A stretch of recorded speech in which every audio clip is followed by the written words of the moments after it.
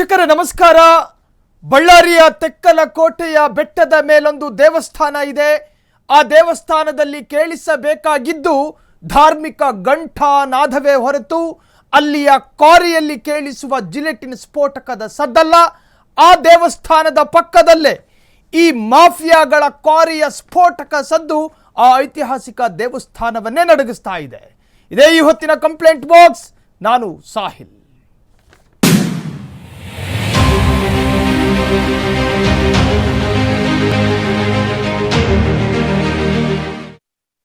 ಮನುಷ್ಯನ ಆಸೆಗೆ ಮಿತಿನೇ ಇಲ್ವಾ? ಪಕ್ಕದಲ್ಲೇ ಒಂದು ಧಾರ್ಮಿಕ ಶ್ರದ್ಧಾ ಕೇಂದ್ರ ಇದೆ. ಆ ಕೇಂದ್ರದ ಪಕ್ಕದಲ್ಲಿ ಕಲ್ಲು ಪುಡಿ ಮಾಡುವ ಜಿಲಿಟಿನ್ ಸ್ಫೋಟಕವನ್ನು ಸ್ಫೋಟಿಸ್ತಾರೆ ಅನ್ನೋದಾದ್ರೆ ನಿಜಕ್ಕೂ ಕೂಡ ಲಾಗ್ತಾ ಇರೋದೇನು?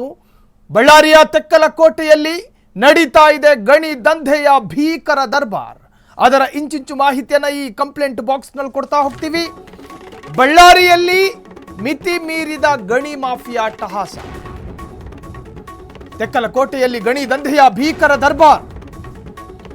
ಕಲ್ಲು ಕ್ವಾರಿ ಬ್ಲಾಸ್ಟಿಂಗಿಗೆ ನಡುಗಿದ ಮಲ್ಲಯ್ಯನ ಬೆಟ್ಟ. ಜಿಲೆಟಿನ್ ಸ್ಫೋಟಕ್ಕೆ ನಲುಗಿದ ಐತಿಹಾಸಿಕ ಪುಣ್ಯಕ್ಷೇತ್ರ. ಧ್ವಂಸದ ಅಂಚಿನಲ್ಲಿ ಶತಮಾನಗಳ ಇತಿಹಾಸ ಇರೋ ದೇವಸ್ಥಾನ ಇದೆ. ಲಾಭದ ಆಸೆಗೆ ಬಲಿಯಾಗ್ತಾ ಇದೆ ಭಕ್ತರ ಆರಾಧ್ಯ ದೈವದ ನೆಲೆ. ಭ್ರಷ್ಟ ವ್ಯವಸ್ಥೆಯ ಮುಖವಾಡ ಕಳಚಿದ ಫ್ರೀಡಂ ಟಿವಿ. ಅಕ್ರಮ ಗಣಿ ದಂಧೆಗೆ ಭ್ರಷ್ಟ ಅಧಿಕಾರಿಗಳ ಮೂಕ ಸಮ್ಮತಿ. ಖಾಕಿ ಖಾದಿ ಬಲದಡಿ ರಾಜಾರೋಷವಾಗಿ ಕ್ವಾರಿ ದಂಧೆ ನಡೀತಾ ಇದೆ. ಗಣಿ ಇಲಾಖೆಯ ಕಣ್ಣು ಮುಚ್ಚಿ ಕುಳಿತಿರುವುದರ ರಹಸ್ಯವೇನು? ಕಾಸಿಗಾಗಿ ಪರಂಪರೆ ಮಾಡೋದಕ್ಕೂ ನಿಂತ ಭ್ರಷ್ಟ ತಿಮಿಂಗಿಲಾಗಳು. ನಿಯಮ ಗಾಳಿಗೆ ತೂರಿ ನಡುರಾತ್ರಿಯಲ್ಲೂ ಸ್ಫೋಟದ ಅಬ್ಬರ. ಕಲ್ಲು ಕ್ವಾರಿಯ ಮಾಲೀಕರಿಗೂ ಒಂದಷ್ಟು ನಿಯಮಾವಳಿ ಅನ್ವಯ ಆಗುತ್ತೆ. ದೇವಸ್ಥಾನಗಳಂತಹ, ಶಾಲಾ ಕಾಲೇಜುಗಳಂತಹ, ಹೆದ್ದಾರಿಗಳಂತಹ ಆಸುಪಾಸಿನಲ್ಲಿ ಏನಾದರೂ ಈ ತರಹದ್ದೇನಾದರೂ ಇದ್ರೆ ಅಲ್ಲಿ ನೀವು ಬ್ಲಾಸ್ಟ್ ಮಾಡೋ ಹಾಗಿಲ್ಲ. ಭ್ರಷ್ಟರ ವಿರುದ್ಧ ಭುಗಿಲೆದ್ದ ಭಕ್ತರ ಮಹಾಕ್ರೋಶ. ಗಣಿ ಧಣಿಗಳ ವಿರುದ್ಧ ಸಿಡಿದೆದ್ದ ತೆಕ್ಕಲಕೋಟೆ ಜನತೆ. ಇತಿಹಾಸ ಉಳಿಸಲು ಬೀದಿಗಿಳಿದ ಭಕ್ತರ ಮಹಾಸಾಗರ. ಮಲ್ಲಯ್ಯನ ತಂಟೆಗೆ ಬಂದರೆ ಸುಮ್ಮನಿರೋದಿಲ್ಲ ಎಂದು ಎಚ್ಚರಿಕೆ. ತೆಕ್ಕಲಕೋಟೆಯಲ್ಲಿ ಮುಗಿಲು ಮುಟ್ಟಿದ ಪ್ರತಿಭಟನೆಯ ಧ್ವನಿ. ದೇವಸ್ಥಾನ ಉಳಿಸೋದಕ್ಕೆ ಪ್ರಾಣ ಕೊಡೋದಕ್ಕೂ ಕೂಡ ಸಿದ್ಧ ಎಂದ ಭಕ್ತರು. ಸರ್ಕಾರಕ್ಕೆ ಖಡಕ್ ಎಚ್ಚರಿಕೆ ನೀಡಿದ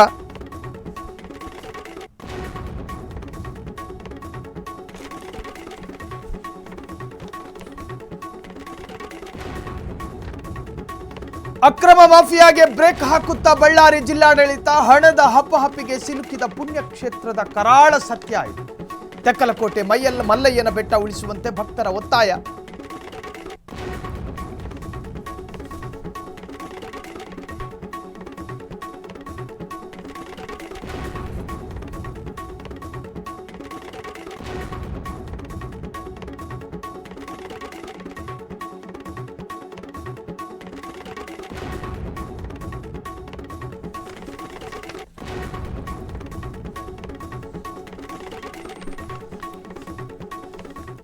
ಬಳ್ಳಾರಿಯ ತೆಕ್ಕಲಕೋಟೆಯಲ್ಲೊಂದು ಕಲ್ಲು ಕ್ವಾರಿ ಇದೆ. ಆ ಕ್ವಾರಿಯಲ್ಲೇ ಐತಿಹಾಸಿಕ ದೇವಸ್ಥಾನನೂ ಇದೆ. ಆ ದೇವಸ್ಥಾನ ಭಕ್ತರಿಂದ ತುಂಬಿ ತುಳುಕಬೇಕು. ಆ ದೇವಸ್ಥಾನದಲ್ಲಿ ಆಧ್ಯಾತ್ಮಿಕ ಜಪಿಸಬೇಕು. ಆ ದೇವಸ್ಥಾನದಲ್ಲಿ ಧಾರ್ಮಿಕ ಘಂಟಾನಾದಗಳು ಕೇಳಬೇಕು. ಆದರೆ ಅಲ್ಲಿ ಕೇಳ್ತಿರೋದೇನು? ಮನುಷ್ಯನ ಸ್ವಾರ್ಥದ ಆಸೆಯ ಅತ್ಯಂತ ಅತಿ ದೊಡ್ಡ ಪರಾಕಾಷ್ಠೆ. ಕ್ವಾರಿಯನ್ನು ಬ್ಲಾಸ್ಟ್ ಮಾಡುವಂತಹ ಜಿಲೆಟಿನ್ನ ಸ್ಫೋಟಕ ಸದ್ದು. ಹಾಗಾದರೆ ಏನಾಗಿದೆ ಆ ಕ್ವಾರಿಯಲ್ಲಿ? ಈ ಗಣಿ ಮಾಫಿಯಾದಿಂದ ನಲುಗುತ್ತಿರುವಂತಹ ಆ ಐತಿಹಾಸಿಕ ದೇವಸ್ಥಾನದ ಕಥೆ ಏನು? ಅದರ ಕಂಪ್ಲೀಟ್ ಡೀಟೇಲ್ಸ್ ಇಲ್ಲಿದೆ ನೋಡಿ.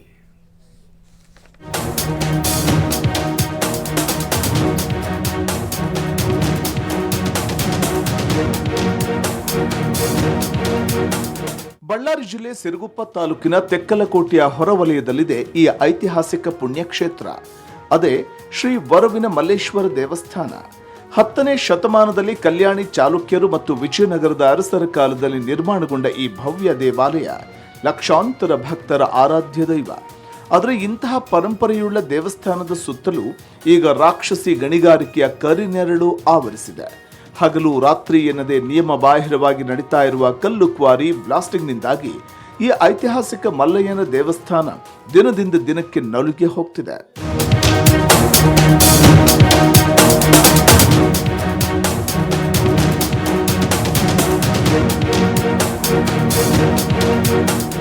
ನೋಡಿ, ಈ ದೃಶ್ಯಗಳನ್ನು ಒಮ್ಮೆ ಸರಿಯಾಗಿ ನೋಡಿ.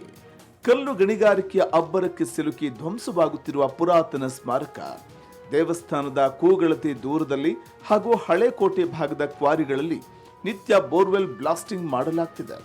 ಈ ಭೀಕರ ಬ್ಲಾಸ್ಟಿಂಗ್ನ ತೀವ್ರತೆಗೆ ಭೂಮಿ ಕಂಪಿಸಿದಂತಾಗಿ ದೇವಸ್ಥಾನದ ಪೂರ್ವದ ಮುಖ್ಯ ದ್ವಾರದ ಬಾಗಿಲು ಸಂಪೂರ್ಣ ಹಾನಿಗೆ ಒಳಗಾಗಿದೆ. ಅಷ್ಟೇ ಅಲ್ಲ, ದೇವಸ್ಥಾನದ ಹೆಮ್ಮೆಯ ಸಂಕೇತವಾಗಿದ್ದ ಗರುಡಗಂಬ ಬಿರುಕು ಬಿಟ್ಟು ಧರೆಗುರುಳುವ ಸ್ಥಿತಿಗೆ ತಲುಪಿದೆ. ಇಡೀ ದೇವಸ್ಥಾನದ ಆವರಣದ ಗೋಡೆಗಳು ಸೀಳಿ ಹೋಗುತ್ತಿದ್ದು ಇತಿಹಾಸದ ಕುರುಹುಗಳು ಧೂಳಿಪಟವಾಗ್ತಿವೆ.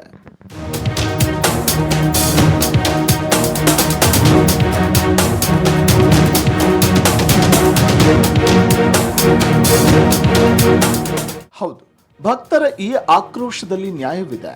ದೇವಸ್ಥಾನದ ಸುತ್ತಲೂ ಕಲ್ಲಿನ ಕ್ರಷರ್ ಮತ್ತು ಕ್ವಾರಿಗಳ ಮಾಫಿಯಾ ಅತಿಯಾಗಿದೆ. ನಿತ್ಯ 100 ಟನ್ ಸ್ಫೋಟಕಗಳನ್ನು ಬಳಸಿ ಬ್ಲಾಸ್ಟಿಂಗ್ ಮಾಡಲಾಗ್ತಿದ್ರೂ ಗಣಿ ಮತ್ತು ಭೂವಿಜ್ಞಾನ ಇಲಾಖೆ ಹಾಗೂ ಪುರಾತತ್ವ ಇಲಾಖೆಯ ಅಧಿಕಾರಿಗಳು ಮಾತ್ರ ಕುಂಭಕರ್ಣ ನಿದ್ರೆಗೆ ಜಾರಿದ್ದಾರೆ. ಕಣ್ಣೆದುರೇ ಇತಿಹಾಸದ ಮಹಾಗೋಡೆಗಳು ಕುಸಿಯುತ್ತಿದ್ದರೂ ಲೂಟಿಕೋರರ ವಿರುದ್ಧ ಯಾವುದೇ ಕ್ರಮ ಕೈಗೊಳ್ಳದೆ ಮೌನಕ್ಕೆ ಶರಣಾಗಿದ್ದಾರೆ. ಈ ದೇವಸ್ಥಾನದ ಆವರಣವನ್ನ ಸಂರಕ್ಷಿಸಬೇಕಾದ ಸರ್ಕಾರಿ ಯಂತ್ರ ಗಣಿ ಮಾಫಿಯಾದ ಮುಂದೆ ಮಂಡಿಯೂರಿದೆಯಾ ಅನ್ನೋ ಅನುಮಾನ ಈಗ ಭಕ್ತರನ್ನ ಕಾಡ್ತಿದೆ.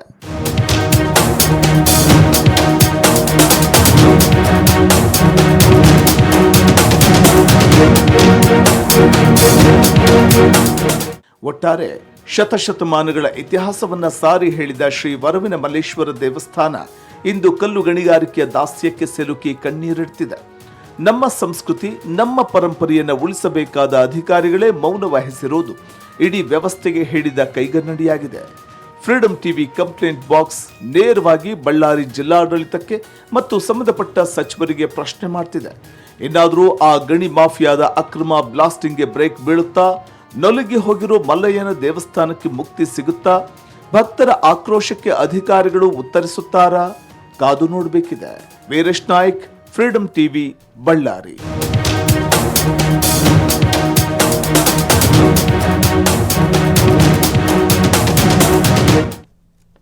ವೀಕ್ಷಕರೇ, ಬಳ್ಳಾರಿ ದೇವಸ್ಥಾನದ ಅಸ್ಮಿತೆಯೊಂದು ಕಲ್ಲು ಗಣಿಗಾರಿಕೆಯ ದಂಧೆಗೆ ಬಲಿಯಾಗುತ್ತಿರುವ ಈ ಕಣ್ಣೀರಿನ ಕಥೆ. ವಿಜಯನಗರ ಅರಸರು ಮತ್ತು ಕಲ್ಯಾಣ ಚಾಲುಕ್ಯರ ಕಾಲದ ವೈಭವವನ್ನು ಸಾರುವ 10ನೇ ಶತಮಾನದ ಐತಿಹಾಸಿಕ ದೇವಸ್ಥಾನವೊಂದನ್ನು ನಿಜಕ್ಕೂ ಕೂಡ ಅಲ್ಲಿನ ಕಲ್ಲು ಮಾಫಿಯಾಗಳು ಜಿಲೆಟಿನ ಸ್ಫೋಟ ಮಾಡಿ ಅದನ್ನು ಬ್ಲಾಸ್ಟ್ ಮಾಡ್ತಾ ಇರೋದು ನಿಜಕ್ಕೂ ಕೂಡ ಆ ಧ್ವನಿ ಇದೆಯಲ್ಲ, ಆ ಇಡೀ ದೇವಸ್ಥಾನವನ್ನೇ ನಡುಗಿಸ್ತಾ ಇದೆ. ಇಡೀ ದೇವಸ್ಥಾನವನ್ನು ನಡುಗಿಸ್ತಾ ಇದೆ. ಹೇಳಿ, ಒಂದ್ಸತಿ ಹೇಳಿ, ಇನ್ನೊಮ್ಮೆ ಹೇಳಿ. ಡೀಟೇಲ್ಸ್ ಅನ್ನ ಪಡೆಯೋಣ. ನಮ್ಮ ಬಳ್ಳಾರಿ ಪ್ರತಿನಿಧಿ ಫೋನ್ ಸಂಪರ್ಕದಲ್ಲಿದ್ದಾರೆ. ಈಗ ತೆಕ್ಕಲಕೋಟೆಯಲ್ಲಿ ಇರ್ತಕ್ಕಂತಹ ಈ ದೇವಸ್ಥಾನಕ್ಕೆ ಅಥವಾ ಈ ದೇವಸ್ಥಾನದ ಸುತ್ತ ಭಕ್ತರಿಂದ ಆವರಿಸ್ಕೋಬೇಕಾಗಿತ್ತು. ಆದರೆ ಆ ಕ್ವಾರಿಯ ಮಾಲೀಕರು ದಿನನಿತ್ಯ ಏನು ಅದು ಸ್ಫೋಟ ಮಾಡ್ತಾ ಇದ್ದಾರೆ ಅಥವಾ ಅವರಿಗೆ ಸಂಬಂಧಪಟ್ಟ ಹಾಗೆ ಬೇರೆ ಬೇರೆ ತರಹದ ಅಲ್ಲಿ ಅವರ ಆಕ್ಟಿವಿಟೀಸ್ ನಡೀತಾ ಇದೆ. ಇದರಿಂದ ಆಗ್ತಾ ಇರತಕ್ಕಂತಹ ಅಷ್ಟು ಉಪದ್ರವವನ್ನು ಅಲ್ಲಿನ ಭಕ್ತರು ಈವರೆಗೂ ಸಹಿಸ್ಕೊಂಡ್ರು, ಇನ್ನು ಸಹಿಸ್ಕೊಳ್ಳೋಕೆ ಸಾಧ್ಯ ಇಲ್ಲ. ಈ ಬಗ್ಗೆ ಹೆಚ್ಚಿನ ಡೀಟೇಲ್ಸ್ ಕೊಡೋದಾದ್ರೆ. ಖಂಡಿತ ಇಲ್ಲ. ಏನಂದ್ರೆ ಇದೀಗ ಗಣಿಗಾರಿಕೆ ಬ್ಲಾಸ್ಟಿಂಗ್ ನಿಂದ ಉಳಿಸಿ ಅಂತ ಬೇಡಿಕೊಳ್ಳುವ ಸ್ಥಿತಿ ಸದ್ಯ ದೇವಸ್ಥಾನ ಮತ್ತು ಭಕ್ತರಿಂದ ಬಂದಿರತಕ್ಕಂಥದ್ದು. ಅಂದ್ರೆ ಈ ದೇವಸ್ಥಾನವು ಕಳೆದ 10ನೇ ಶತಮಾನದಲ್ಲಿ ನಿರ್ಮಿಸಿದ ಐತಿಹಾಸಿಕ ದೇವಾಲಯವಿದೆ. ಆದರೆ ನಿತ್ಯ ಕಲ್ಲಿನ ಕ್ವಾರಿಗಳ ಕ್ರಷರ್ಗಳಲ್ಲಿ ಬ್ಲಾಸ್ಟಿಂಗ್ ನಿಂದ ಸದ್ಯ ಈ ದೇವಸ್ಥಾನವು ಅವಸಾನದ ಅಂಚಿಗೆ ತಲುಪಿದೆ ಅಂದ್ರೆ ತಪ್ಪಾಗ್ಲಿಕ್ಕಿಲ್ಲ.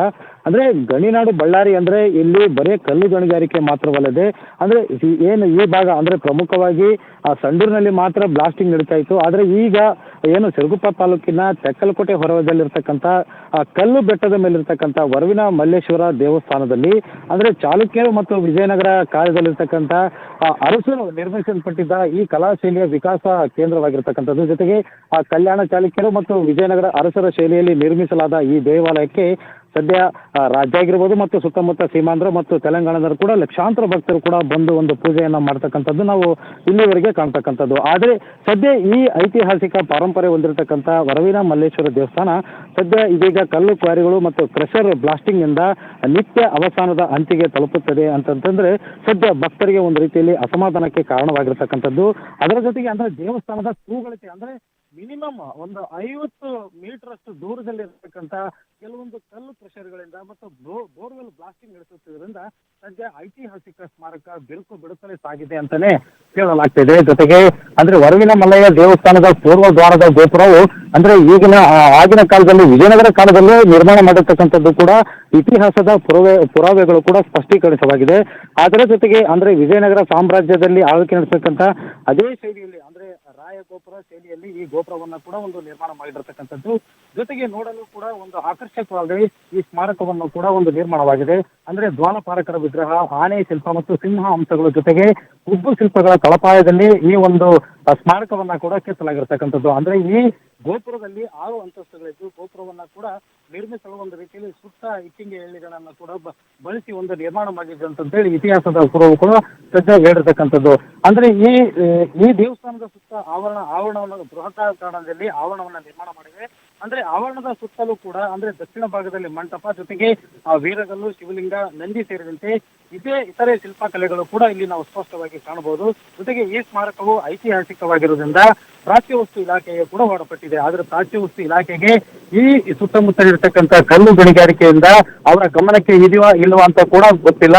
ಆದರೆ ದೇವಸ್ಥಾನದ ಸುತ್ತ ಬ್ಲಾಸ್ಟಿಂಗ್ ನಡೆಯುತ್ತಿರುವುದು ದೇವಸ್ಥಾನದ ಬಿರುಕು ಬಿಡುತ್ತಿರುವ ಲಕ್ಷಾಂತರ ಭಕ್ತರಿಗೆ ಸದ್ಯ ಆಕ್ರೋಶಕ್ಕೆ ಕಾರಣವಾಗಿರ್ತಕ್ಕಂಥದ್ದು. ಅದರ ಜೊತೆಗೆ ದೇವಸ್ಥಾನದ ಸುತ್ತಮುತ್ತ ನಡೆತಕ್ಕಂಥ ಬ್ಲಾಸ್ಟಿಂಗ್ ಕೂಡ ನಿಷೇಧ ಮಾಡುವಂತೆ ಈಗಾಗಲೇ ಭಕ್ತರು ಕೂಡ ಸಾಕಷ್ಟು ರೀತಿಯಲ್ಲಿ ಬಳ್ಳಾರಿ ಜಿಲ್ಲಾಧಿಕಾರಿಗಳಾಗಿರ್ಬೋದು ಮತ್ತು ಗಣಿ ಮತ್ತು ಭೂ ವಿಜ್ಞಾನ ಇಲಾಖೆ ವಿರುದ್ಧ ಒಂದು ರೀತಿಯಲ್ಲಿ ಆಕ್ರೋಶವನ್ನ ಕೂಡ ವ್ಯಕ್ತಪಡಿಸಿದ್ದಾರೆ. ಜೊತೆಗೆ ಸ್ಥಳೀಯರು ಕೂಡ ಈಗಾಗಲೇ ಜಿಲ್ಲಾಡಳಿತಕ್ಕೆ ಎಷ್ಟೇ ಮನವಿ ಮಾಡಿದರೂ ಕೂಡ ಸಂಬಂಧಪಟ್ಟ ಅಧಿಕಾರಿಗಳು ಕೂಡ ಈವರೆಗೆ ಕ್ರಮ ಕೈಗೊಂಡಿದ್ದು ಎಲ್ಲೋ ಒಂದು ಕಡೆ ಅಧಿಕಾರಿಗಳು ಒಂದು ರೀತಿಯಲ್ಲಿ ಬ್ಲಾಸ್ಟಿಂಗ್ ಇರ್ತಕ್ಕಂಥ ದಂಧೆಕೋರರಿಗೆ ಮಂಡಿ ಊರಿದ್ದಾರೆ ಅಂತ ಸ್ಪಷ್ಟವಾಗಿ ಇಲ್ಲಿ ಕಾಣ್ತಕ್ಕಂಥದ್ದು.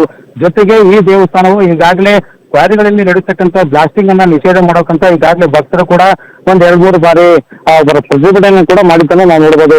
ಒಟ್ಟಾರೆಯಾಗಿ 10ನೇ ಶತಮಾನದಲ್ಲಿ ನಿರ್ಮಾಣಗೊಂಡಿರುವ ಈ ಐತಿಹಾಸಿಕ ದೇವಸ್ಥಾನ ಬ್ಲಾಸ್ಟಿಂಗ್ ನಿಂದ ನೆಲುಗಿ ಹೋಗುತ್ತಿದ್ದು ಸ್ಪಷ್ಟವಾಗಿ ಕಾಣುತ್ತಿದೆ. ಜೊತೆಗೆ ಏನು ಹೀಗಾಗಿ ಹಳೆಕೋಟೆ ಮತ್ತು ತೆಗ್ಗುಕೋಟೆ ಸುತ್ತಮುತ್ತ ನಡೆಯುತ್ತಿರುವ ಸುಮಾರು 6ರಿಂದ 8 ಕಲ್ಲು ಗಣಿಗಾರಿಕೆ ಬ್ಲಾಸ್ಟಿಂಗ್ ತಡೆಯುವಂತೆ ಭಕ್ತರು ಕೂಡ ಒಂದು ಸ್ಥಳೀಯರು ಈಗಾಗಲೇ ಮತ್ತೆ ಹೋರಾಟಕ್ಕೆ ಇಳಿಯುವ ಒಂದು ಮುನ್ಸೂಚನೆ ಕೂಡ ಕೊಟ್ಟಿದ್ದಾರೆ. ಇನ್ನಾದರೂ ಆ ಸ್ಮಾರಕದ ಸಂರಕ್ಷಣೆ ಮಾಡಬೇಕಾದ ಅಧಿಕಾರಿಗಳು ಈ ಬಗ್ಗೆ ಕ್ರಮ ಕೈಗೊಳ್ಳಬೇಕಾಗಿದೆ. ಇಲ್ಲದಿದ್ದರೆ ಬ್ಲಾಸ್ಟಿಂಗ್ ನಿಂದ ಐತಿಹಾಸಿಕ ದೇವಸ್ಥಾನ ಪಳವಳಿಕೆಯು ಸಹ ಇಲ್ಲದಂತಾಗುವುದರಲ್ಲಿ 2 ಮಾತಿಲ್ಲ ಅಂತೇಳಿ ಹೇಳಲಾಗ್ತಿದೆ. ಸಾಹಿಲ್. ಇನ್ನು ವೀರೇಶ್, ಈ ಐತಿಹಾಸಿಕ ದೇವಸ್ಥಾನಗಳು ಜೊತೆಗೆ ಈ ಹಿಂದಿನ ಕಾಲದ ದೇವಾಲಯಗಳು ಇವೆಲ್ಲವೂ ಕೂಡ ರಾಜ್ಯ ಮತ್ತು ಕೇಂದ್ರದ ಆಸ್ತಿಗಳಾಗಿ ಪರಿವರ್ತನೆ ಆಗ್ತವೆ. ನೋಡಿ, ರಾಜ್ಯದ ಸಂಪತ್ತು ಅಂತ ಬಂದಾಗ ಅದರ ಸಂರಕ್ಷಣೆಯ ಜವಾಬ್ದಾರಿಯೂ ಕೂಡ ಸರ್ಕಾರದ್ದೇ. ನೀವಲ್ಲಿ ಬೇಕಾಬಿಟ್ಟಿ ನೀವು ಗಣಿ ಮಾಫಿಯಾದ ಹೆಸರಿನಲ್ಲಿ ನೀವು ಬೇಕಾದ ಹಾಗೆಲ್ಲ ಸ್ಫೋಟ ಮಾಡ್ಕೊಂಡು ದೇವಸ್ಥಾನದ ಗರುಡಗಂಬವನ್ನು ನಡಗಿಸ್ತೀರಿ, ಅಲ್ಲಿನ ಭಕ್ತರ ಭಾವನೆಗೂ ಧಕ್ಕೆ ತರ್ತೀರಿ ಅನ್ನೋದಾದರೆ ಈ ವ್ಯಕ್ತಿಗಳನ್ನು ಪ್ರಶ್ನೆ ಮಾಡುವಂತಹ ಯಾವೊಬ್ಬ ಜನಪ್ರತಿನಿಧಿನೂ ಆ ಭಾಗದಲ್ಲಿಲ್ವಾ, ಅಥವಾ ಇವರಿಗೆ ಕಾನೂನಿನ ಮೇಲೆ ಭಯನೇ ಇಲ್ವಾ ವೀರೇಶ್? ಖಂಡಿತ ಸಾಹಿಲ್, ನಿಮ್ಮ ಮಾತಿನಲ್ಲಿ ಅರ್ಥ ಇದೆ. ಅಂದ್ರೆ ಈಗಾಗಲೇ ಭಕ್ತರು ಕೂಡ ಜಿಲ್ಲಾಡಳಿತಕ್ಕೆ ಕಳೆದ ಒಂದು 4 ಬಾರಿ ಕೂಡ ಮನವಿ ಮಾಡಿದ್ದಾರೆ. ಅಂದ್ರೆ ಈ ಬ್ಲಾಸ್ಟಿಂಗ್ ಅನ್ನ ತಡೆಯುವಂತೆ ಅಂದ್ರೆ ದೇವಸ್ಥಾನದಿಂದ ಸುಮಾರು 50 ಮೀಟರ್ ಅಂದ್ರೆ ಕೂದಲೆಳೆ ಅಂತರದಲ್ಲಿ ಬ್ಲಾಸ್ಟಿಂಗ್ ನಡೆಯುತ್ತಿದೆ. ಅಂದ್ರೆ ಯಾವ ಪ್ರಮಾಣದಲ್ಲಿ ಅಂದ್ರೆ ನಾವು ಸಿನಿಮಾಗಳಲ್ಲಿ ಯಾವ ರೀತಿ ನೋಡ್ತೀವಿ ಅದೇ ರೀತಿಯಾಗಿ ಇಲ್ಲಿ ಕೂಡ ಬೃಹತ್ ಗಾತ್ರದ ಒಂದು ಬ್ಲಾಸ್ಟಿಂಗ್ ಕೂಡ ನಡೆಯುತ್ತೆ. ಈ ಬ್ಲಾಸ್ಟಿಂಗ್ ನಿಂದ ಏನೋ ಒಂದು ರೀತಿಯಲ್ಲಿ ಭೂಮಿ ಕಂಪಿಸಿದಾಗ ದೇವಸ್ಥಾನವು ಕೂಡ ಕಂಪಿಸ್ತದೆ. ಈ ಸಂದರ್ಭದಲ್ಲಿ ಕೂಡ ಏನು ಪ್ರಮುಖವಾಗಿ ಅಂದ್ರೆ ರಾಜಗೋಪುರ ಇದೆ, ಆ ರಾಜಗೋಪುರ ಕಂಪ್ಲೀಟ್ ಆಗಿ ಬಿರುಕು ಬಿಟ್ಟಿದೆ. ಒಂದು ರೀತಿಯಲ್ಲಿ ಇವತ್ತು ನಾಳೆ ಬೀಳುವ ಒಂದು ಹಂತಕ್ಕೆ ತಲುಪಿರ್ತಕ್ಕಂಥದ್ದು. ಅಂದ್ರೆ ಈಗ ಸ್ಥಳೀಯ ಶಾಸಕರಾದ BM ನಾಗರಾಜ್ ಅವರು ಕೂಡ ಇದ್ದಾರೆ, ಕಾಂಗ್ರೆಸ್ ಶಾಸಕರು. ಈಗಾಗಲೇ ಅವ್ರ ಗಮನಕ್ಕೂ ಕೂಡ ತಂದಿದೆ. ಅದರ ಜೊತೆಗೆ ಗಣಿ ಮತ್ತು ಭೂ ವಿಜ್ಞಾನ ಇಲಾಖೆ ಅಧಿಕಾರಿಗಳು ಕೂಡ ಈಗಾಗಲೇ ಸ್ಥಳೀಯ ಶಾಸಕರ ಜೊತೆಗೆ ಮತ್ತು ಸ್ಥಳೀಯ ಮುಖಂಡರು ಮತ್ತು ಏನು ವರಸ ಮಲ್ಲಯ್ಯ ಭಕ್ತರಿರ್ತಾರೆ ಅವರು ಕೂಡ ಸಾಕಷ್ಟು ಬಾರಿ ಒಂದು ಮನವಿಯನ್ನ ಕೊಡ್ತಾರೆ. ಮನವಿಯನ್ನ ಕೊಟ್ಟರೆ ಅದು ನಮ್ಮ ಇಲಾಖೆಗೆ ಬರುವುದಿಲ್ಲ, ಏನು ಪ್ರಾಚ್ಯ ವಸ್ತು ಇಲಾಖೆಗೆ ಒಳಪಡುತ್ತದೆ. ನೀವು ಅವರನ್ನ ಕಂಡು ಈ ಒಂದು ಆಗಿರ್ತಕ್ಕಂಥ ಸಮಸ್ಯೆಯನ್ನ ಬಗೆಹರಿಸಬೇಕಂತ ಕೂಡ ಅವರು ಒಂದು ಜಿಲ್ಲಾಧಿಕಾರಿಗಳಿಗೆ ಒಂದು ಶಿಫಾರಸು ಪತ್ರವನ್ನ ಕೂಡ ಬರೀತಾರೆ. ಅದು ಶಿಫಾರಸು ಜಿಲ್ಲಾಧಿಕಾರಿಗಳು ಕಚೇರಿಗೆ ತಲುಪಿದೆ. ಆದ್ರೆ ಜಿಲ್ಲಾಧಿಕಾರಿಗಳು ಈ ಕ್ರಮವನ್ನ ಯಾವಾಗ ತೆಗೆದುಕೊಳ್ತಾರೆ ಅಂತಕ್ಕಂಥದ್ದು ಸದ್ಯ ಜಿಲ್ಲಾಧಿಕಾರಿಗಳಿಗೆ ಬಿಟ್ಟಿರ್ತಕ್ಕಂಥದ್ದು. ಈಗಾಗಲೇ ಅಪಾರ ಭಕ್ತರಿಗೆ ಈಗಾಗಲೇ ಈ ಬ್ಲಾಸ್ಟಿಂಗ್ ನಿಂದ ಸಾಕಷ್ಟು ನೋವಾಗಿದೆ, ಜೊತೆಗೆ ಆಕ್ರೋಶ ಕೂಡ ಉಂಟಾಗಿದೆ. ಆದ್ರೆ ಏನು ಈ ಬ್ಲಾಸ್ಟಿಂಗ್ ನಡೆಸಬೇಕಂತ ಸುಮಾರು ಅಂದ್ರೆ ದೇವಸ್ಥಾನದ ಸುತ್ತಮುತ್ತ ಸುಮಾರು 6 ಕಲ್ಲು ಕ್ವಾರಿ ಗಣಿಗಾರಿಕೆ ನಡೀತಾ ಇದೆ. ಇವುಗಳನ್ನ ಕೂಡಲೇ ನಿಲ್ಲಿಸಬೇಕು. ಇಲ್ಲದಿದ್ದರೆ ಈ ದೇವಸ್ಥಾನ ಕಂಪ್ಲೀಟ್ ಅಂದ್ರೆ ಈ ರೀತಿ ಆ ಹಳೆಯ ಸ್ಮಾರಕ ಕಂಪ್ಲೀಟ್ ಆಗಿ ಅವಸಾನದ ಅಂಚಿಗೆ ತಲುಪೋದ್ರಲ್ಲಿ 2 ಮಾತಿಲ್ಲ ಅಂತಕ್ಕಂಥದ್ದು ಹೇಳ್ಬೋದು. ಸಾಹಿಲ್, ವೀರೇಶ್, ಈಗ ನನಗೊಂದು ಕ್ಲಾರಿಟಿ ಕೊಡಿ. ಈ ಕ್ವಾರಿ ಗಣಿಗಾರಿಕೆ ನಡೆಯುತ್ತೋ ಆ ಸ್ಥಳಕ್ಕೂ ಮತ್ತು ಅದೇ ಬೆಟ್ಟದಲ್ಲಿರ್ತಕ್ಕಂಥ ಈ ದೇವಸ್ಥಾನಕ್ಕೂ ಒಂದು ಅಪ್ರಾಕ್ಸಿಮೇಟ್ ಎಷ್ಟು ಮೀಟರ್ನ ಅಂತರ ಇರ್ಬೋದು ಅಂತ? ಸಾಹಿಲ್, ನಾನು ಈಗಾಗಲೇ ಹೇಳಿದಂತೆ ಅಂದ್ರೆ ದೇವಸ್ಥಾನದಿಂದ ಮಿನಿಮಮ್ 50 ಮೀಟರ್ ದೂರದ ಅಂದ್ರೆ ಕೂದಳೆಯ ಅಂತರದಲ್ಲೇ ಬ್ಲಾಸ್ಟಿಂಗ್ ನಡೆಯುತ್ತಿದೆ. ಅಂದ್ರೆ ದೊಡ್ಡ ಮಟ್ಟದಲ್ಲಿ ಬ್ಲಾಸ್ಟ್ ಮಾಡೋದ್ರಿಂದ ಅಲ್ಲಿನ ಒಂದು ಕಲ್ಲುಗಳು ಕೂಡ ಸಿಡಿಯುತ್ತವೆ. ಸಿಡಿದ ನಂತರ ಭೂಮಿಯು ಕೂಡ ಕಂಪಿಸುತ್ತದೆ. ಈ ಭೂಮಿ ಕಂಪಿಸುವ ವೇಳೆ ದೇವಸ್ಥಾನವು ಕೂಡ ಒಂದು ಬಿರುಕು ಬಿಟ್ಟಿದೆ. ಈಗಾಗಲೇ ಕೂಡ ಜಿಲ್ಲಾಧಿಕಾರಿಗಳು ಒಂದು ರೀತಿಯಲ್ಲಿ ಸ್ಥಳ ಪರಿಶೀಲನೆ ಮಾಡಿ ಅದನ್ನ ಏನು ಸದ್ಯ ಅಲ್ಲಿ ಕಲ್ಲು ಗಣಿಗಾರಿಕೆ ಬ್ಯಾನ್ ಮಾಡಬೇಕಂತ ಹೇಳ್ಬಿಟ್ಟು. ವೀರೇಶ್, ನಾವು ಆ ಭಾಗದ DHOಗೆ ಫೋನ್ ಸಂಪರ್ಕಕ್ಕೆ ಪ್ರಯತ್ನ ಪಟ್ವಿ. ಆ ಭಾಗದ DHO ಗಣಿ ಇಲಾಖೆಯ ಆ ಮನುಷ್ಯ ಹೇಳ್ತಾರೆ, ನನಗೆ ಈ ಪ್ರಕರಣದ ಬಗ್ಗೆ ರಿಯಾಕ್ಟ್ ಕೊಡೋದಕ್ಕೆ ಬರೋದಿಲ್ಲ ಅಂತ. ಇದು ಬೇಜವಾಬ್ದಾರಿ ಅಂತ ಕರೆಸ್ಕೊಳ್ಳೋದಿಲ್ವಾ ವೀರೇಶ್? ಖಂಡಿತ ಸಾಹಿಲ್. ಅಂದ್ರೆ ಏನು ಈ ಭಾಗದ ಗಣಿ ಮತ್ತು ಭೂ ಇಲಾಖೆಯ ಕೋಆರ್ಡಿನೇಟರ್ ಆಗಿರ್ತಕ್ಕಂಥ ಕಾರ್ತಿಕ್ ಎಲ್ಲೋ ಒಂದು ಕಡೆ ತಪ್ಪಿಸಿಕೊಳ್ಳಲು ಈ ಒಂದು ಪ್ರಯತ್ನ ಮಾಡ್ತಿದ್ದಾರೆ ಅಂತ ಹೇಳ್ಬೋದು. ಈ ಹಿಂದೆ ಕೂಡ ಫ್ರೀಡಮ್ ಟಿವಿ ಸಾಕಷ್ಟು ಬಾರಿ ಈ ಬಗ್ಗೆ ವರದಿ ಮಾಡಿದೆ. ಅಂದ್ರೆ ಕನಿಷ್ಠ ಅವರಿಗೆ ಅಂದ್ರೆ ಕನಿಷ್ಠ ಅವರ ಕೆಲಸ ಮಾಡಿರ್ತಕ್ಕಂಥ ಒಂದು ಇದಾದ್ರೂ ಸೆನ್ಸ್ ಆದ್ರೂ ಕೂಡ.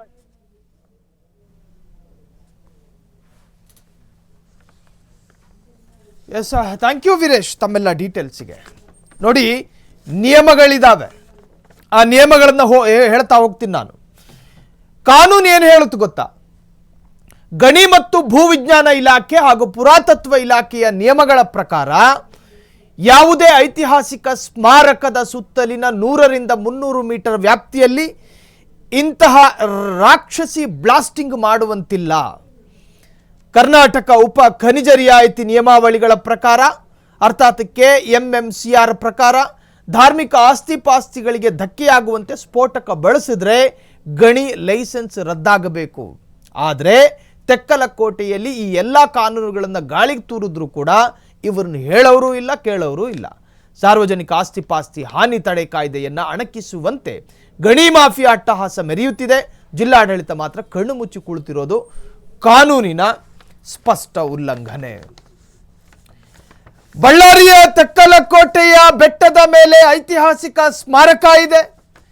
ಆ ಸ್ಮಾರಕ ಇದೆಯಲ್ಲ, 100 ವರ್ಷಗಳ ಇತಿಹಾಸದ ಕಥೆ ಹೇಳುತ್ತೆ. ಆ ಸ್ಮಾರಕ ಅಥವಾ ಆ ದೇಗುಲದ ಅಥವಾ ಆ ದೇವಸ್ಥಾನದ ಗೋಡೆಗೇನಾದರೂ ಕಿವಿ ಇರ್ತಿದ್ದರೆ ಇತಿಹಾಸದ ಕಥೆ ಹೇಳ್ತಾ ಇತ್ತು. ನಾವು ಆಧುನಿಕತೆಗೆ ಒಳಗಾಗಿ ಕ್ವಾರಿ ಅನ್ನೋ ಸ್ವಾರ್ಥ ಭಾಗಕ್ಕೆ ಸ್ಫೋಟ ಮಾಡಿ ಆ ದೇವಾಲಯದ ಕಟ್ಟಡವನ್ನು, ಅದು ಕಟ್ಟಡ ಮಾತ್ರ ಅಲ್ಲ, ಅದೊಂದು ದೇವಸ್ಥಾನದ ಕಟ್ಟಡ, ಆ ದೇವಸ್ಥಾನದ ಗೋಡೆಗಳು ಕೂಡ ನಡುಗುವಂತಹ ಸ್ಫೋಟಕ. ನಿಯಮಗಳು ಹೇಳುತ್ತವೆ ಇದು ಕಾನೂನು ಉಲ್ಲಂಘನೆ.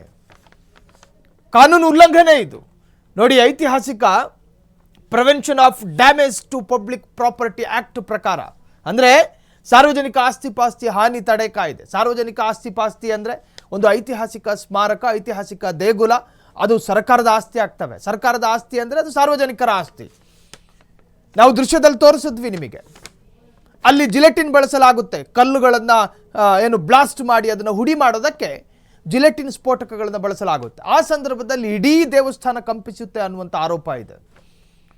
ಆ ದೇವಸ್ಥಾನದ ಕಲ್ಲಿನ ಗೋಡೆಗಳು ಬಿರುಕು ಬಿಟ್ಟಿರುವಂತಹ ದೃಶ್ಯಗಳನ್ನು ನೀವು ಸ್ಕ್ರೀನ್ ಮೇಲೆ ಗಮನಿಸ್ತಾ ಇದ್ದೀರಿ. ಇದನ್ನು ನೀವು ಹೀಗೆ ಮುಂದುವರಿಸೋದಕ್ಕೆ ಬಿಟ್ಟರೆ ಕಲ್ಲು ಕ್ವಾರಿಯ ಬ್ಲಾಸ್ಟಿಂಗ್ ಅನ್ನು ಮತ್ತಷ್ಟು ಸುಸೂತ್ರವಾಗಿ ನಡೆಯೋದಕ್ಕೆ ನಾವು ಅವಕಾಶ ಮಾಡಿಕೊಟ್ರೆ ಇವತ್ತು ಗೋಡೆಗಳು ಬಿರುಕು ಬಿಟ್ಟಿದ್ದಾವೆ, ನಾಳೆ ಗೋಡೆಗಳು ನೆಲಕ್ಕುರುಳುತ್ತೆ. ಹಾಗಾದ್ರೆ ಈ ಐತಿಹಾಸಿಕ ಸ್ಮಾರಕವನ್ನ ಸಂರಕ್ಷಣೆ ಮಾಡುವ ಜವಾಬ್ದಾರಿ ಸರ್ಕಾರಕ್ಕಿಲ್ವಾ? ಗಣಿ ಇಲಾಖೆಗಿಲ್ವಾ? ಅಲ್ಲಿನ ಜಿಲ್ಲಾಡಳಿತಕ್ಕಿಲ್ವಾ? ಅಲ್ಲಿನ MLAಗಳು ಜಿಲ್ಲಾಡಳಿತಕ್ಕೆ ಒತ್ತಡ ಹಾಕೋದಕ್ಕೆ ಯಾಕೆ ನೈತಿಕತೆಯನ್ನು ಕಳ್ಕೊಂಡಿದ್ದಾರೆ? ಅಲ್ಲಿನ ಭಕ್ತ ಸಾಗರ ಸಾಕಷ್ಟು ಜನಪ್ರತಿನಿಧಿಗಳ ಜೊತೆ ತಮ್ಮ ಈ ಧಾರ್ಮಿಕ ಅಳಲನ್ನು ತೋಡ್ಕೊಂಡ್ರು ಕೂಡ ಈವರೆಗೂ ಸ್ಪಂದಿಸುವಂತಹ ಒಬ್ಬನೇ ಒಬ್ಬ ಗಂಡಸು ಅಲ್ಲಿಲ್ಲ. DHOಗೆ ನಾವು ಫೋನ್ ಕರೆ ಮಾಡಿದ್ರೆ ಇದಕ್ಕೆ ರಿಯಾಕ್ಟ್ ಮಾಡೋದಕ್ಕೆ ಬರೋದಿಲ್ಲ ಅಂತ ಹೇಳ್ತಾರೆ. ಇದರ ಅರ್ಥ ಏನು? ಇದಕ್ಕೊಂದು ಸ್ಪಂದನೆ ಬೇಕಲ್ಲ. ಬಳ್ಳಾರಿಯ ತೆಕ್ಕಲಕೋಟೆಯ ಐತಿಹಾಸಿಕ ದೇವಸ್ಥಾನವನ್ನು ಉಳಿಸುವ ಜವಾಬ್ದಾರಿ ಆ ಭಾಗದ ಭಕ್ತರದ್ದು. ಹಾಗಾಗಿ ಅವರು ಇವತ್ತು ಫ್ರೀಡಮ್ ಟಿವಿಯ ಕಂಪ್ಲೇಂಟ್ ಬಾಕ್ಸ್ ಮೊರೆ ಹೋಗಿದ್ದಾರೆ. ನಾವು ಸ್ಕ್ರೀನ್ನಲ್ಲಿ ತೋರಿಸ್ತಾ ಇದ್ದೀವಿ. ಆ ಕ್ವಾರಿಯ ಬ್ಲಾಸ್ಟಿಂಗ್ನಿಂದಾಗಿ ಐತಿಹಾಸಿಕ ದೇವಸ್ಥಾನದ ಗೋಡೆಗಳು ಕಂಪಿಸುತ್ತಿದೆ ಮತ್ತು ಆ ಗೋಡೆಗಳು ಬಿರುಕು ಬಿಡುತ್ತಿದೆ. ಈ ಬಗ್ಗೆ ಮಾತನಾಡೋದಕ್ಕೆ ಶರಣಬಸವ ಬಾಗಲಕೋಟೆ ಅರ್ಥಾತ್ ಬಳ್ಳಾರಿಯ ತೆಕ್ಕಲಕೋಟೆಯ ಸ್ಥಳೀಯರು. ಸರ್ ನಮಸ್ಕಾರ. ಸರ್ ನಮಸ್ಕಾರ ಸರ್. ಸರ್ ನೀವು ತೆಕ್ಕಲಕೋಟೆಯ ಈ ಐತಿಹಾಸಿಕ ದೇವಸ್ಥಾನವನ್ನು ಉಳಿಸುವ ಭರದಲ್ಲಿ ಇಷ್ಟು ತಿಂಗಳುಗಳ ಕಾಲ ಓಡಾಡಿದ್ರಿ, ಸಂಬಂಧಪಟ್ಟವರ ಗಮನಕ್ಕೂ ತಂದ್ರಿ. ಆದ್ರೆ ಈ ಕ್ವಾರಿಯಲ್ಲಿ ಬ್ಲಾಸ್ಟಿಂಗು ನಿಲ್ತಿಲ್ಲ, ಆ ದೇವಸ್ಥಾನದ ಗೋಡೆ ಬಿರುಕು ಬಿಡೋದು ಕೂಡ ಬಿಡ್ತಿಲ್ಲ. ಏನ್ ಹೇಳ್ತೀರಾ ಸರ್ ಈ ಸಂದರ್ಭದಲ್ಲಿ? ಸರ್ ಈಗ ಅಲ್ಲಿ ಸುತ್ತಮುತ್ತ ನಡೀತಕ್ಕಂಥ ಗಣಿಗಾರಿಕೆಯಿಂದ ಸರ್ ದೇವಸ್ಥಾನ ಸಂಪೂರ್ಣ ಬ್ಲಾಸ್ಟಿಂಗ್ ಇಂದ ಬಿಟ್ಟಿದೆ ಸರ್ ಅದು. ಹಾಗಾಗಿ ತಹಸೀಲ್ದಾರಿಗೂ ಮನವಿ ಕೊಟ್ಟಿವಿ ನಾವು, ಅಲ್ಲಿ ಅದನ್ನ ಬಂದ್ ಮಾಡ್ಬೇಕಂತೇಳಿ. ಜಿಲ್ಲಾಧಿಕಾರಿಗೂ ಕೂಡ ಮನವಿ ಕೊಟ್ಟಿದ್ವಿ ಸರ್. ಅದು ತುಂಬಾ ಪ್ರಾಚೀನ ತುಂಬಾ ಹಳೆ ಕಾಲದ ದೇವಸ್ಥಾನ ಸರ್, ವರವಿನ ಮಲ್ಲೇಶ್ವರ ದೇವಸ್ಥಾನ ಅಂತೇಳಿ. ಹಾಗಾಗಿ ಸರ್ ಈಗ ಅದರಿಂದ ದೇವಸ್ಥಾನ ಉಳಿಸ್ಕೊಳ್ಬೇಕಂತ ಪರಿಸ್ಥಿತಿ ನಮಗೆ ಎದುರಾಗಿದೆ ಸರ್. ಈಗ ಯಾವ ಜನಪ್ರತಿನಿಧಿಗಳನ್ನ ನೀವು ಭೇಟಿಯಾಗಿದ್ದೀರಿ? ಗಣಿ ಈ ಹಿಂದೆ ಇದ್ದಂತಹ ಗಣಿ ಸಚಿವರು ಗಮನಕ್ಕೆ ತಂದಿದ್ರ ಇದನ್ನ? ಸರ್ ನಾವು ನಮ್ಮ ಟೀಮ್ ಮುಖಾಂತರ ಒಂದು ಸಾರಿ ಹೋಗಿ ಮೀಟ್ ಆಗಿದ್ವಿ ಸರ್ ನಾವು. ನಮ್ಮ ಇವರಿದ್ರು ಸರ್, ನಮ್ಮ ನಿರಾಣಿ ಸಾಹೇಬ್ರಿದ್ರು ಅವಾಗ. ಆ ಸಂದರ್ಭದಲ್ಲಿ ನಾವು ಹೋಗಿ ಭೇಟಿ ಆದಾಗ ನಾವು ಕ್ರಮ ಕೈಗೊಳ್ತು ಅಂತ ಹೇಳಿದ್ರು ಸರ್. ಆದ್ರೂ ಕೂಡ ಇಲ್ಲಿವರೆಗೂ ಕ್ರಮ ಕೈಗೊಂಡಿಲ್ಲ ಸರ್. ಈಗ ಈ ತರಹದ್ದೊಂದು ಆಕ್ಟಿವಿಟೀಸ್ಗಳನ್ನ ನಿಲ್ಲಿಸಬೇಕು ಅಂದ್ರೆ ಈ ಕ್ವಾರಿ ಅವರು ನಿಯಮಗಳನ್ನ ಉಲ್ಲಂಘನೆ ಮಾಡಿರಬೇಕು. ಈ ಕ್ವಾರಿಯಲ್ಲಿ ಏನು ಬ್ಲಾಸ್ಟ್ ಆಗುತ್ತೋ ಆ ಬ್ಲಾಸ್ಟ್ ಆಗೋ ಸ್ಥಳಕ್ಕೂ ಮತ್ತು ಈ ದೇವಸ್ಥಾನಕ್ಕೂ ಎಷ್ಟು ದೂರದ ಅಂತರ ಇದೆ ಶರಣಬಸವ? ಸರ್ ಕೇವಲ ಒಂದು 150 ರಿಂದ 200 ಮೀಟರ್ ಇದೆ ಸರ್, ಅಷ್ಟೇ ಸರ್, ಬಹಳ ದೂರ ಇಲ್ಲ ಸರ್. ಇದು ಅಕ್ಷಮ್ಯ ಅಪರಾಧ ಅಂತ ಕರೆಸಿಕೊಳ್ಳುತ್ತೆ. 100 ರಿಂದ 300 ಮೀಟರ್ ಅಂತರದಲ್ಲಿ ದೇವಸ್ಥಾನನೋ ಮಸೀದಿನೋ ಚರ್ಚ್ಗಳಿದ್ದಾರೆ, ಅಥವಾ ಸಾರ್ವಜನಿಕರು ಬಳಸುವಂತಹ ಹೆದ್ದಾರಿಗಳಿದ್ದಾರೆ, ಅಥವಾ ಜನವಸತಿ ಪ್ರದೇಶ ಆಗಿದ್ರೆ ಅಲ್ಲಿ ನೀವು ಸ್ಫೋಟಕಗಳನ್ನ ಬಳಸುವಂತಿಲ್ಲ. ಗಣಿ ನಿಯಮ ಇದು. ಈ ನಿಯಮ ಮೀರಿಯೂ ಕೂಡ ಕ್ವಾರಿಯಲ್ಲಿ ಸ್ಫೋಟ ನಡೆಯುತ್ತೆ ಅನ್ನೋದಾದ್ರೆ ಹಾಗಾದ್ರೆ ಅವ್ರಿಗೆ ಕಾನೂನಿನ ಭಯ ಇಲ್ವಾ ಅಂತ ಶರಣಬಸವ? ಸರ್ ಇಲ್ಲಿ ಯಾವುದೇ ಕಾನೂನು ಭಯ ಇಲ್ದೇನೆ ಎಗ್ಗಿಲ್ದೇನೆ ಸಾಕ್ತಿದೆ ಸರ್ ಇಲ್ಲಿ. ಈಗ ನಿಮಗೆ ಗೊತ್ತಿರೋ ಹಾಗೆ ನಿಮ್ಮ ಪೂರ್ವಿಕರು ಈ ದೇವಸ್ಥಾನದ ಬಗ್ಗೆ ಏನೇನು ಇತಿಹಾಸ ಹೇಳಿದ್ದಾರೆ? ಎಷ್ಟನೇ ಶತಮಾನದ್ದು ಅಥವಾ ಇದರ ಇತಿಹಾಸ ಹೇಳೋದಾದ್ರೆ ಶರಣಬಸವ? ಸರ್ ಇದು ತುಂಬಾ 100 ವರ್ಷಗಳ ಹಳೆ ಕಾಲದ ದೇವಸ್ಥಾನ ಸರ್ ಇದು. ಇಲ್ಲಿ ಇದಕ್ಕೊಂದು ಐತಿಹಾಸಿಕ ಇತಿಹಾಸ ಇದೆ ಸರ್ ಇದರಲ್ಲಿ. ನಮ್ಮ ತೆಕ್ಕಲಕೋಟೆಯಿಂದ ಒಂದು 30 ಕಿಲೋಮೀಟರ್ ಅಲ್ಲಿ ಒಳಗುಂದೆ ಅಂತೇಳಿ ಒಂದು ಆಂಧ್ರ ಪ್ರದೇಶದ ಗಡಿ ಭಾಗ ಬರ್ತದೆ ಸರ್ ಆ ಊರು.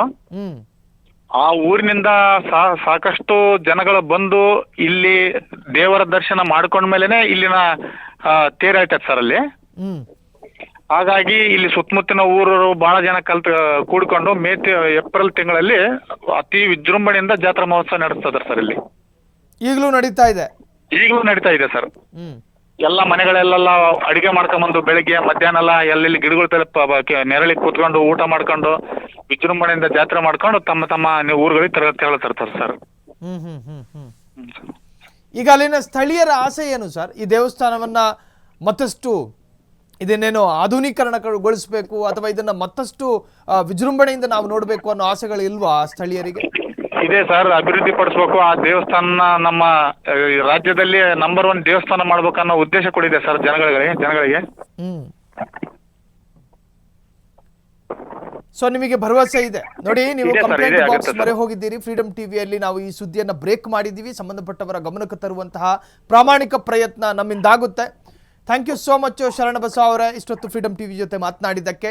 ಈ ಕಲ್ಲು ಕ್ವಾರಿಯನ್ನು ನಡೆಸುತ್ತಿರುವಂತಹ ಆ ಸ್ವಾರ್ಥ ಮನುಷ್ಯರಿಗೆ ಹೇಳ್ತಾ ಇರೋದು, ಸ್ವಾರ್ಥ ಮನುಷ್ಯರಿಗೆ ನಿಯಮಗಳಿದ್ದಾವೆ. ನಿಮಗೆ ಮನಸ್ಸಿಗೆ ತೋಚಿದ ಹಾಗೆ ಸ್ಫೋಟ ಮಾಡ್ತೀರಿ ಅನ್ನುವುದಾದರೆ, ನಿಮ್ಮ ಸ್ಫೋಟದ ತೀವ್ರತೆಗೆ ಪಕ್ಕದಲ್ಲಿದ್ದ ಐತಿಹಾಸಿಕ ದೇವಸ್ಥಾನದ ಗೋಡೆ ನಡುಗುತ್ತೆ ಅನ್ನೋದಾದರೆ, ನೀವು ನಿಯಮ ಉಲ್ಲಂಘನೆ ಮಾಡಿದ್ದು ಸತ್ಯವೇ ಆದಲ್ಲಿ ನೀವು ಆ ಸ್ಫೋಟವನ್ನು ನಿಲ್ಲಿಸಬೇಕು. ಇತಿಹಾಸ ಪ್ರಸಿದ್ಧವಾದ ದೇವಾಲಯ, ಅದು ರಾಜ್ಯದ ಆಸ್ತಿ. ಅದು ರಾಜ್ಯದ ಆಸ್ತಿ ಆಗಿದ್ದೇ ಆದಲ್ಲಿ ಅದು ಸಾರ್ವಜನಿಕರ ಆಸ್ತಿ. ಅದು ಸಾರ್ವಜನಿಕರ ಆಸ್ತಿ ಆಗಿದ್ದೇ ಆದಲ್ಲಿ ಆ ಸಾರ್ವಜನಿಕರ ಆಸ್ತಿಯನ್ನು ಡ್ಯಾಮೇಜ್ ಮಾಡೋ ರೈಟ್ಸ್ ನಿಮಗಿಲ್ಲ. ಎಸ್, ಹಾಗಾದರೆ ನಿಮ್ಮ ಅಕ್ಕಪಕ್ಕದಲ್ಲೂ ಇದೇ ತರಹದ ಅಕ್ರಮ, ಭ್ರಷ್ಟಾಚಾರ ಮತ್ತು ಅನೀತಿ ಜೊತೆಗೆ ಕಾನೂನು ಉಲ್ಲಂಘನೆ ನಡೀತಾ ಇದೆಯಾ? ನೀವು ಕೂಡ ಫ್ರೀಡಮ್ ಟಿವಿಯ ಕಂಪ್ಲೇಂಟ್ ಬಾಕ್ಸಿಗೆ ದೂರು ದಾಖಲು ಮಾಡಬಹುದು. ಸ್ಕ್ರೀನ್ನಲ್ಲಿ ಕಾಣುತ್ತಿರುವ ಈ ನಂಬರ್ಗೆ ನೀವು ಸಾಕ್ಷಿ ಸಮೇತ ವಾಟ್ಸಾಪ್ ಮಾಡಿ. 9686510449 ಈ ನಂಬರ್ಗೆ ವಾಟ್ಸಪ್ ಮುಖೇನ ನೀವು ಸಾಕ್ಷಿ ಸಮೇತ ವಾಟ್ಸಪ್ ಮಾಡಬಹುದು. ಇನ್ನು ನಮ್ಮ ಫ್ರೀಡಮ್ ಟಿವಿಯ ಪ್ರಧಾನ ಕಚೇರಿಗೂ ಕೂಡ ಭೇಟಿ ನೀಡಿ ದೂರನ್ನು ದಾಖಲು ಮಾಡಬಹುದು. ಫ್ರೀಡಮ್ ಟಿವಿಯ ಪ್ರಧಾನ ಕಚೇರಿಯ ವಿಳಾಸವನ್ನು ಸ್ಕ್ರೀನ್ ಮೇಲೆ ರಿವೀಲ್ ಮಾಡಿದ್ದೇವೆ. ಸೊ ಇವತ್ತಿನ ಕಂಪ್ಲೇಂಟ್ ಬಾಕ್ಸ್ನಲ್ಲಿ ನಾವು ತೋರಿಸಲಾದ ಈ ಸುದ್ದಿಗೆ ಸಂಬಂಧಪಟ್ಟ ಹಾಗೆ ಸಂಬಂಧಪಟ್ಟಂತ ಅಧಿಕಾರಿಗಳು ಕಾನೂನು ಕ್ರಮವನ್ನು ತೆಗೆದುಕೊಳ್ತಾರೆ ಅನ್ನೋ ಭರವಸೆಯೊಂದಿಗೆ ಮುಂದಿನ ಸಂಚಿಕೆಯಲ್ಲಿ ಮತ್ತೊಂದು ವಿಶೇಷತೆಯೊಂದಿಗೆ ನಿಮ್ಮನ್ನು ಭೇಟಿ ಆಗ್ತೀವಿ. ಅಲ್ಲಿವರೆಗೂ ನೋಡ್ತಾ ಇರಿ ಫ್ರೀಡಮ್ ಟಿವಿ, ಇದು ಜನಸಾಮಾನ್ಯರ ಚಾನಲ್.